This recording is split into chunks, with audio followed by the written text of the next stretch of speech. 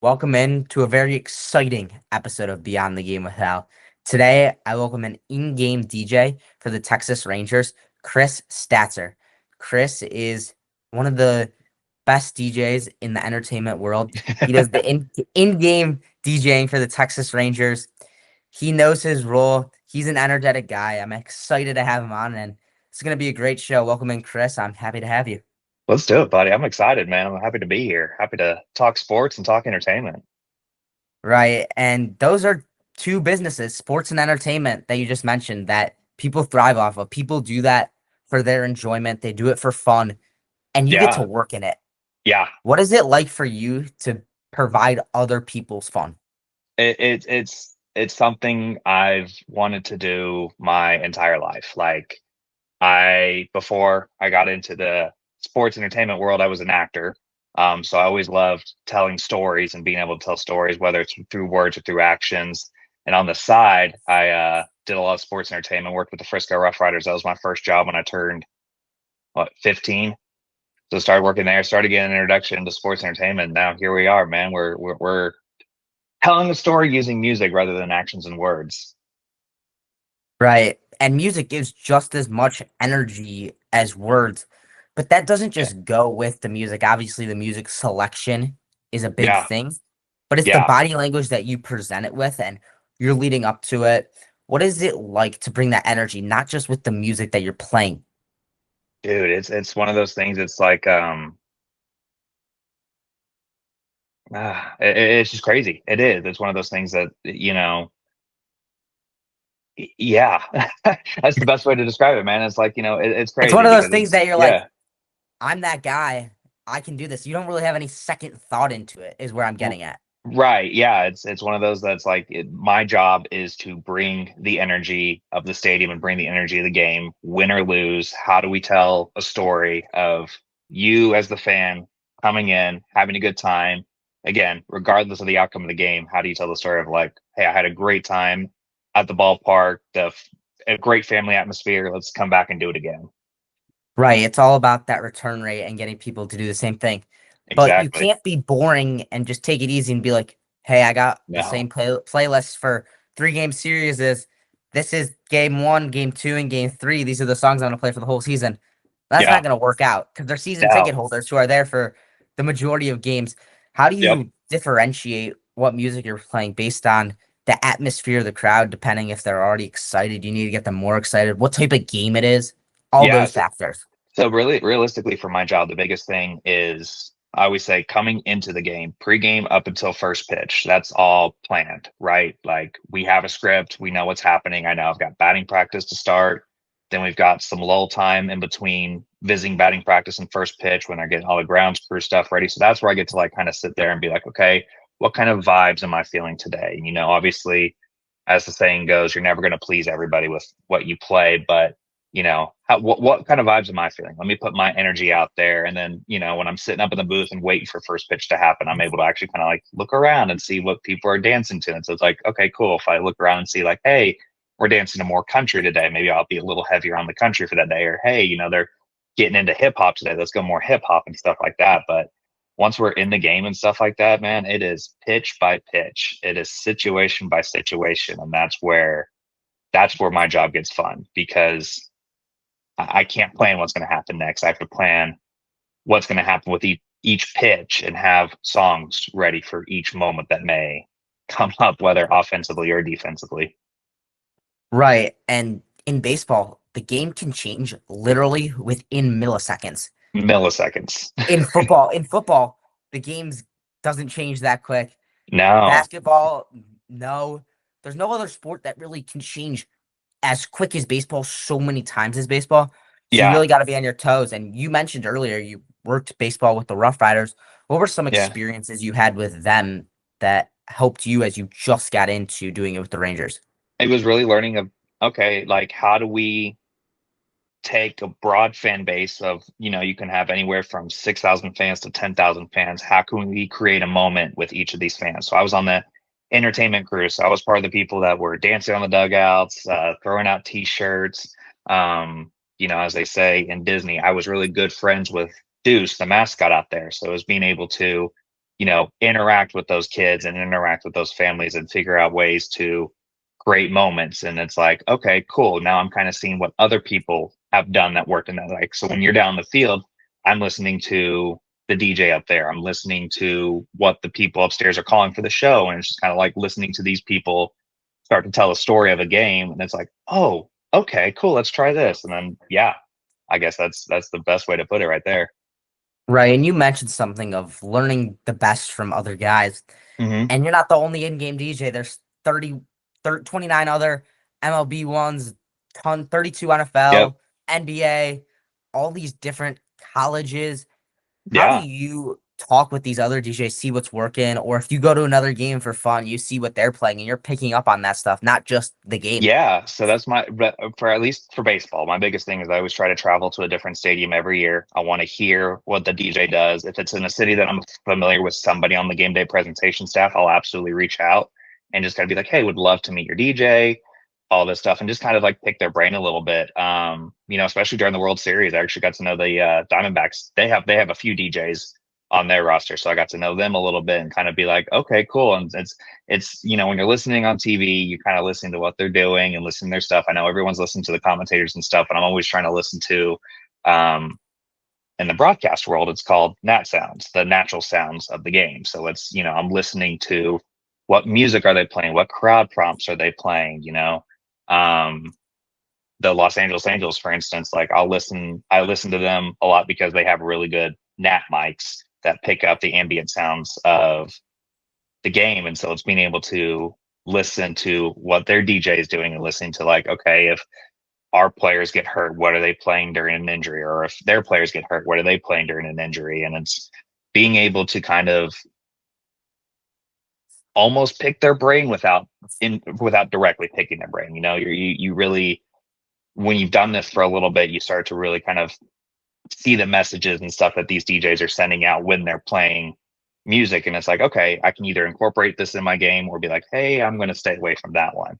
But I also have the very lucky opportunity that here in the Metroplex, I mean, DJ Shippy, he is the DJ for the Stars and the Mavericks, and then DJ EJ, who's the DJ for the Cowboys. And I've gotten to know these DJs really well. And because of those guys, like now I'm out on the run for a lot. So like this off season, I spent it DJing all of Baylor football all season, and then now I'm doing, tomorrow I'm doing UNT basketball, and then I do Baylor basketball, and I do SMU, and then all this other stuff. And you're starting to go to these different schools, and like what's cool with working with them is you get to meet their game day producers for the school and kind of pick their brain and see like, okay, what has worked here in the past, what hasn't worked here in the past, and all this knowledge and all this music and stuff like that, you work that in, and next thing you know, it's baseball season, and it's like, okay, what have I learned this off season to bring in to this current season coming up?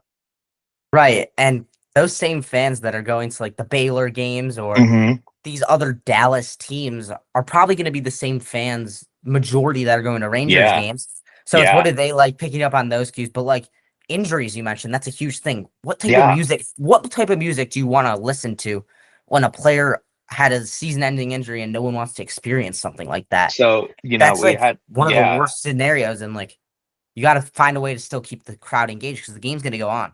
Exactly, and that's the hard thing. I mean, thankfully with us, the Rangers, we haven't had to experience something that was devastating. But like one of my last Baylor football games, a guy took a shot in the back of the spine and had to be carted off the field. But like it was very like they have to cut the helmet off and then they have to like slowly do this. So it's like for stuff like that, a lot of producers nowadays, we have a thing that's like we don't want any dead air. So it's very low key music, very low instrumental, just something to kind of almost like elevator music, right? Like just something to kind of keep your mind engaged and hopefully not fully stay on something. But that injury unfortunately was serious enough that it was like after I think 4 or 5 minutes of us realizing like, okay, this is not good. We just slowly bring the music down, let the moment happen.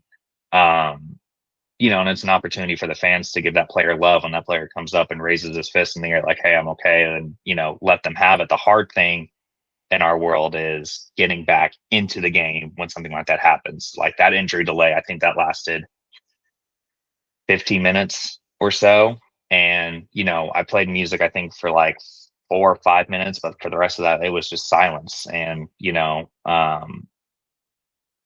being able to find a natural way to bring the crowd back in. So it's like when you see those moments of a player is injured and then, the people start to clap whenever he's up and moving and stuff like that. You give it a beat, you let it happen and feed off that energy. You start again low key, then quickly bring it right back up. And that's the job of like game entertainment, right? So it's like, how are we when I start to bring the music up? All right, let's start bringing in prompts again. Like for that one, let's go Bears. Let's get a clap going. Let's get things going. Let's get the fans re-engaged into the game. Get those players that are probably a little traumatized of what just happened, regardless if it was serious or not. I mean, that's your brother or sister on the field and that just got injured. Like, how do you get those players back into it? Like, okay, you got a job to do. We've got a job to do. Let's make it happen. And it's like, I feel that we just kind of move in a solid motion of, okay, here we go. Let's bring it back. Let's bring it back. Let's bring back the intensity. Let's bring back the fight. I think that play, it was like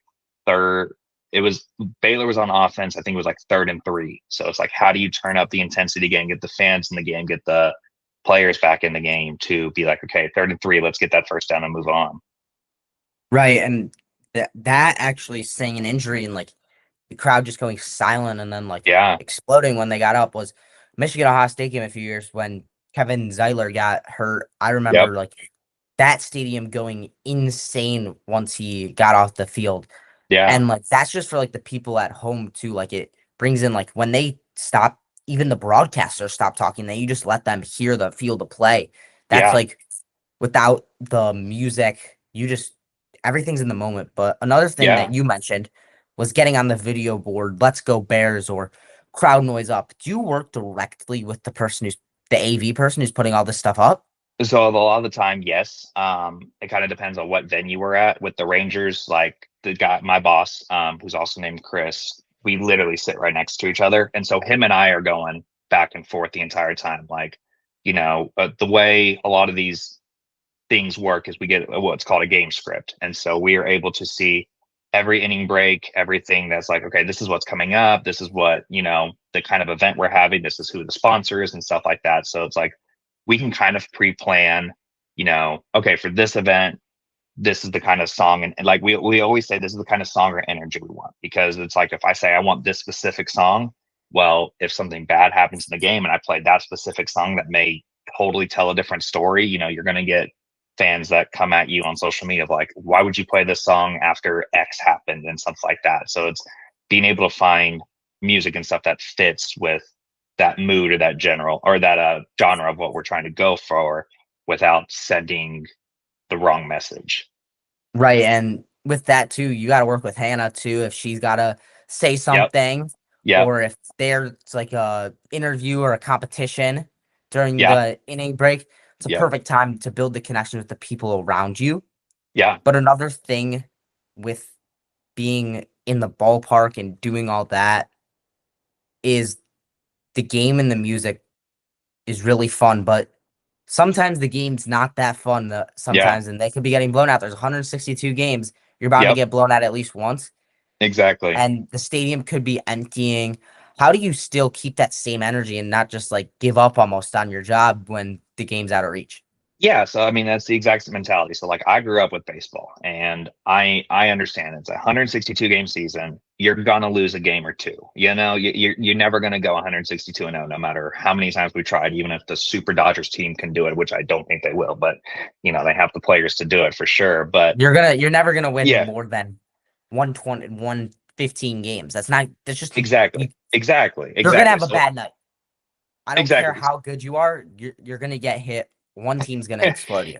Exactly, and it's you never know which team that's going to be. So it's like when stuff like that happens, it's like you go into your library of like, okay, what's a good what's good music that you listen to with, like, you got a picture, you're in a car, you're driving, you're speeding down the highway, it's an open highway, top down, like what are you doing just to enjoy the vibes you're at? And that's the kind of music you want to go into. So it's like, that's when you start doing the Party in the USA, or you start playing like classics. And I say I 30, but you say classic throwbacks of like early 2000s and like late 90s, like those good like sing-along songs that if you're of age, that you're able to go out to the bar and hang out and like you're singing karaoke with your friends. And it's shifting from, okay, my music is telling the story of the game, to okay, now my music is shifted Let's just to, create a good atmosphere.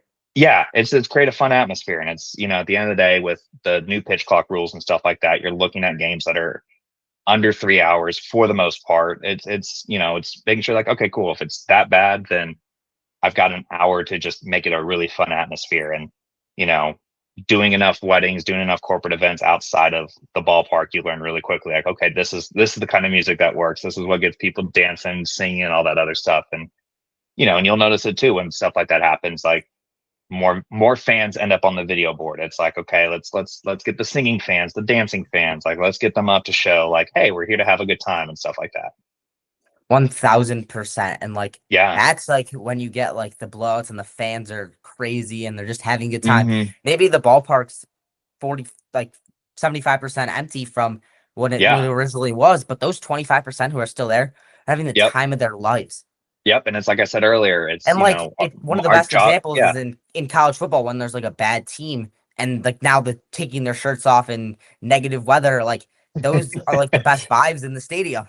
Man, we had that. What was it, Baylor? Yeah, like I think it was like, yeah, that we call it tarps off. So we quickly made a graphic that flashed up tarps off, and we realized that every time we showed the group that had their shirts off, cheers. If we showed somebody else, boo, if that had their shirt on, and then vice versa. So we did that. So we found fans with their shirt off, yeah, fans with their shirts on, boo, and then to even add more elements to that, we're playing upbeat music. So then my producer told me like, hey, we're going to start showing visiting fans. So, upbeat music, we had it going. And once we show the visiting fans, I just killed the music. So it was dead silent. All you hear is boo. And then you go right back to the fans, music right back up, hot, right where you left off, keeping it upbeat and like great vibes and stuff like that. Right. And you mentioned you grew up on baseball. Yep. Did you originally, I know this is going back to your origins, did you want to do baseball or were you open to doing anything? Was it sports and you just got onto baseball or was it non-sports and this just fell in your lap? How did you get this opportunity? No, so it's like at least in the sporting world, yeah, I played baseball for a long time. I've been a season ticket, well, I say but my dad's been a season ticket holder for all three of the Rangers ballparks. So I was born in '95, so I was able to, the Temple, the Globe Life Park, ballpark in Arlington, whatever people call it now. I know it's Choctaw Stadium. Every year, even like I'm in Chicago, Comiskey, guaranteed rate. It changes every year. The good thing is though, I'm a Cubs fan, and it'll always be Wrigley Field. Exactly. And so it's like, yeah, so I grew up in these stadiums. I grew up playing baseball. Unfortunately, due to the injuries, I couldn't play anymore to the level that everybody else around me was playing. So then it quickly turned to, like I said, working with the Rough Riders, getting that entertainment side, still being around the game and still being around sports. And then, with this DJ opportunity, it pretty much happened because, I joined the Texas Rangers just as a freelancer to learn how to build the graphics, run camera, do all this and that. And then, the guy who was the DJ there got another gig, and I was able to, being around as a freelancer and learning a lot of what Chuck Morgan, how he liked to call his games and how he liked to build his game scripts and stuff like that. It pretty much was, it's like, hey, you're one of the few people that actually understand the music side and what the Rangers are looking for. Your job to lose. And, like I said, took over in the 2023 season during the World Series, and it's been a hell of a ride since. Right. And you mentioned that you're the DJ, even though you're the DJ, and we know that. Is there any other work that you do besides creating your script and just playing music during the game for the Rangers? For the Rangers, no. Realistically, it's strictly DJing, but work-wise in general, I'm all over the place, man. Oh, right, yeah. So it's like, depending on when this comes out, about to start working the Fort Worth Stock Show and Rodeo, and that's 23 or 25 shows in 23 days. So be living out in Fort Worth, getting all those done, and I'll be doing the broadcast audio for the side of all that. So you're more than just what you're saying is. Exactly. He's more than just a DJ.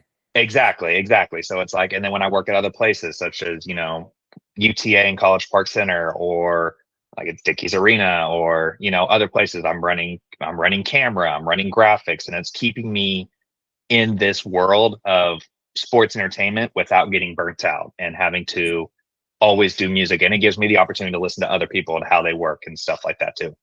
Right, and you're not just gonna now when you're doing, hey, I'm doing that DJing, but I Hmm. know what the cameraman's doing. I know what this guy's doing. It flips all your gears, so you're not just one It sided. You does. really understand the full circuit of the game. Yeah, and that was a big thing for me, especially getting into this was, being able to, again, before I got the DJ role, was how can I be my boss's Swiss Army knife and keep getting booked and working and put my face out there and being like, cool, getting an elevated role and stuff like that. So yeah, being able to really just kind of learn the ins and outs of sports production, that was huge and is huge and helps, like I said, keeps me in the mix without getting burnt out with everything. Right, and your highlight of your career that you always say is Rangers winning the World Series, you getting to DJ that in your first season. What was that Yeah, ride like? Take us through some of those World Series games where the energy was just electric within the man, stadium. it's one of those things that you almost got a little bit of imposter syndrome, like what did I do to deserve this, and in a good way, but it was one of those things that it was a shock to me that we made it that far, and then we always joke, it's me, Jared Sandler, and Andrew Heaney. We always joke because it was the three of us that really started Creed's Higher and started making that happen and being like, okay, like I remember like getting that phone call from Jared and being like, hey, is this something that we can do? Can we do a sing along? And then after that, jumping on the phone with my boss, and I think at that time I was driving back from Lubbock from a work trip or something, and jumping on the phone with my boss was like, hey, this is what I got from Sandler and Keen Dog, and being like, hey, like, is this something we can do? And being able to send over uh, the song to him, figure out my boss to figure out the lyrics so we can get down the video board. Then in tandem, we worked with Jared to like, hey, like we should start putting this on the broadcast, starting to get people up and going. And then in the idea of like, hey, we're going to do a sing along, let's do a sing along. And then, I started to contact my friends from the media, kind of like, hey, like, this is kind of what we're planning. But if you can, we'd love to get the word out there. Like, we want to do a big sing along. Let's do Creed's Higher. And, that became the anthem of the World Series. And being able to be a part of that moment, being able to, I mean, one of the moments I talk about all the time that I love is the Corey Seager's game tying home run, man. Like, I blacked out after he touched second base. I remember the ball. I remember the ball went off his bat, and next thing you know, I mean, that thing is just, that crowd is loud. That crowd's electric. You're like thriving, and yeah. And then being able to DJ, I was on the stage for the parade and everything like that. So it's, as a lifelong Rangers fan, having that moment happen, that's just absolutely surreal to me. Right, and you also did the All-Star game. What's that like when the best players in the stadium, the energy's high, middle of the summer? Yeah, What was that like? yeah, dude. It was I wish that got to I wish I got to experience it more. And I'm not saying that in a negative context. I'm saying in the sense of it was busy. It was a lot of rehearsals, a lot of, we would start at 7 a.m. and run rehearsals until 4 p.m., get a nap in, and then whatever that event was that night with MLB. Like, it was a lot of fun. But man, like right now, I was exhausted, and it was being able to, it's still, I'm still kind of speechless with what I got to experience my first two seasons there and being able to do that. But man, being able to witness that, the home run derby, witnessing it from, getting to experience those two pinnacles of MLB in 2 seasons is just, it's mind Your boggling to me. first 2 seasons, it's not like, oh, we sucked for a few No, years, but then hey, it all paid off because I got to do an All-Star game in the World Series. Nope, you're gonna do a yeah, World Series and an yeah, All-Star game in your first two yeah. years. Your team is going to win the World Series, and you're going to do the All Star game, and you get to DJ the home run derby, and just, yeah, it was surreal, man. It's one of those things that it's just, I never take it for granted, and never.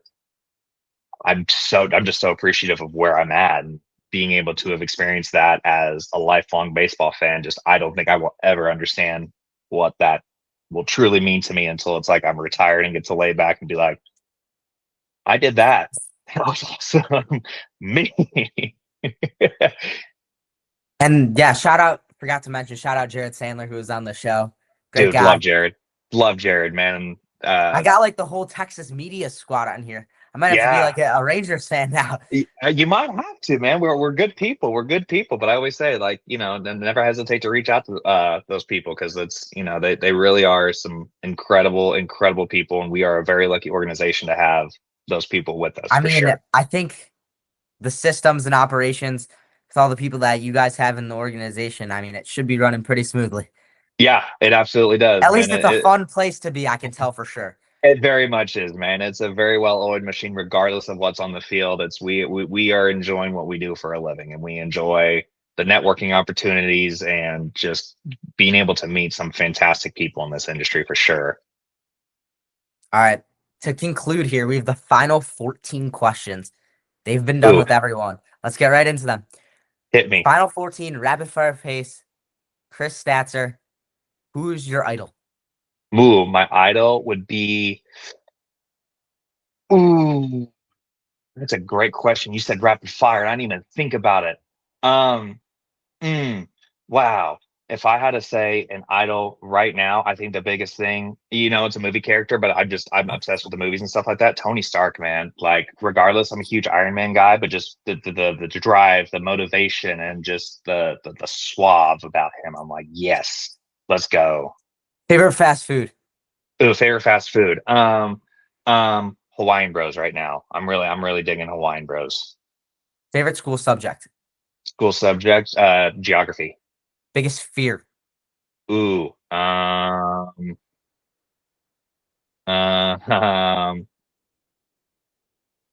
my DJ equipment breaking in the middle of a gig. Favorite hobby? Favorite hobby is, as of right now, golf. I'm loving it, man. It's a great time. So golf. Favorite gym workout? Ooh, favorite gym workout would be um planks. Favorite influencer? Ooh, Hannah Wing, work Favorite wifey. mus favorite musician? Favorite musician as of right now would probably be Post Malone. Favorite animal? Cats, love it. I'm a cat guy, love it. Favorite TV show? Ooh, all time would be The Office. Biggest pet peeve? When people smack, if you know what I mean, like when they're at their food. Close your mouth. I don't need to hear it. Is a hot dog a sandwich? No. Favorite emoji? The one with the one was like, And then last but not least, are you a shower singer? what was that? Are you a shower singer? Absolutely. Absolutely. Especially when the vibes are high, man. Showers being sung up. Vibes are low. High We are just energy, enjoying the hot always. water. High energy always, man. I am a